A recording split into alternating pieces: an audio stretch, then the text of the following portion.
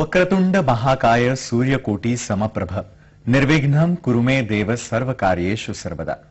नमस्कार, मी विशाल। गणपती सजावट स्पर्धा या आमच्या विशेष कार्यक्रमामध्ये आपल्या सगळ्यांचं स्वागत। नवी मुंबईमधल्या सानपाडा इथं राहणारे निलेश हंजाटे दरवर्षी बाप्पांच्या स्वागतासाठी काहीतरी नवीन संकल्पना शोधून काढत असतात। गेल्या वर्षी त्यांनी पेन्सिलच्या मदतीने गणपतीची सुंदर आरास तयार केलेली होती। यावेळी त्यांनी एक वेगळा प्रयोग केलाय। पाहूयात हा वेगळा प्रयोग आहे तरी काय।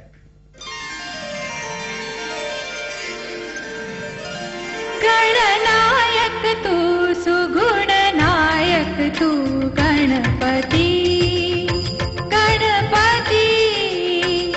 सुखकर्ता दुःखकर्ता या गणरायाचे आगमन घरोघरी झालेले आहे। घरोघरी विराजमान झालेल्या या गणरायासाठी छान छानशी मखर तयार करण्यात आलेली आहे। आपण आहोत नवी मुंबईतील सानपाडा येथील निलेश हंजाटे यांच्या घरी। निलेश हंजाटे यांच्या घरच्या गणेशोत्सवाचं महत्व म्हणजे ते दरवर्षी इको फ्रेंडली गणेशोत्सव साजरा करतात। आपण पाहू शकता की त्यांनी यावर्षी आपल्या गणपती बाप्पासाठी तयार केलेला आहे तो धाग्यांपासून तयार केलेला एक सुंदरसा मखर। विविध रंगाचे धागे वापरून हंजाटे यांनी अवघ्या 20 दिवसांमध्ये हे मखर तयार केलेले आहे। अप्रतिम असं दिसणारे हे मखर आहे।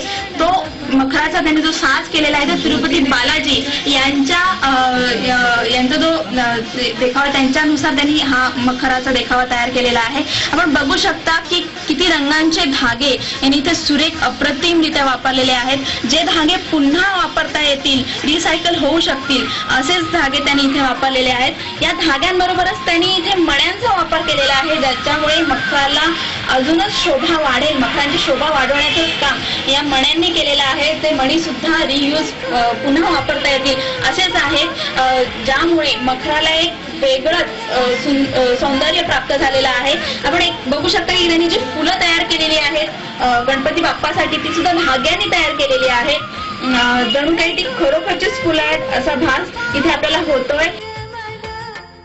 हंजाटे कुटुंबियांची ही यावर्षीची जी मूर्ती आहे ही सिंहासनावर बसलेली आहे आणि हा गणपती बाप्पा सर्वांना आशीर्वाद देण्यासाठी हात पुढे करत आहे अशी ही मूर्ती आहे। आणि त्यासाठी त्यांनी छानसं झुंबर गणपती बाप्पाला विराजमान करण्यासाठी छानसं झुंबर धाग्यांचे इथे तयार केले दिसत आहे। हे झुंबर बघतात श्रीमंत गणपती बाप्पा इथे बसलेले आहेत।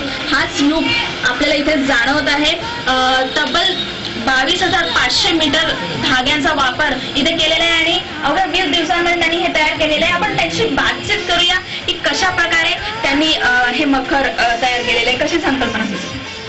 दरवर्षी काहीतरी वेगळा विचार करण्याचा आणि इको फ्रेंडली करण्याचा नेहमीच प्रयास होतो। त्यावेळी यावर्षी विचार केला की काय कसं बनवू शकतो। थोडंसं इंटरनेटवर सर्च केलं इको फ्रेंडली मटेरियल्स काय काय अवेलेबल आहेत। त्यामध्ये मला धागे एक पर्याय चांगला वाटला आणि धाग्यांचं महत्व म्हटलं तर ह्या सगळ्या जो आर्ट आहे हा 3D आर्ट ह्याला म्हणतात, थ्रेड आर्ट म्हणतात।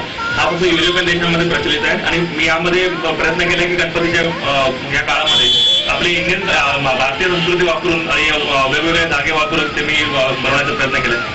नक्कीच कधी गोट्या, कधी नाणी, कधी पेन्सिल्स तर कधी धागे यांनी हंजाटे कुटुंबियांनी दरवर्षी आपल्या गणपती बाप्पाला काहीतरी नवीन देण्याचा प्रयत्न केलेला आहे। जी 24 ताससाठी कॅमेरामॅन प्रशांत साडेसह स्वाती नाईक, नवी मुंबई।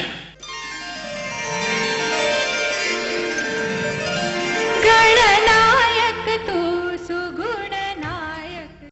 आमच्या या विशेष कार्यक्रमामध्ये आपण मंगल मूर्तीच्या वेगवेगळ्या रूपांचं दर्शन घेणार आहोतच, मात्र आता घेतोय एक अल्पशी विश्रांती। आपण पाहत रहा आमचा विशेष कार्यक्रम गणपती स्पर्धा 2011।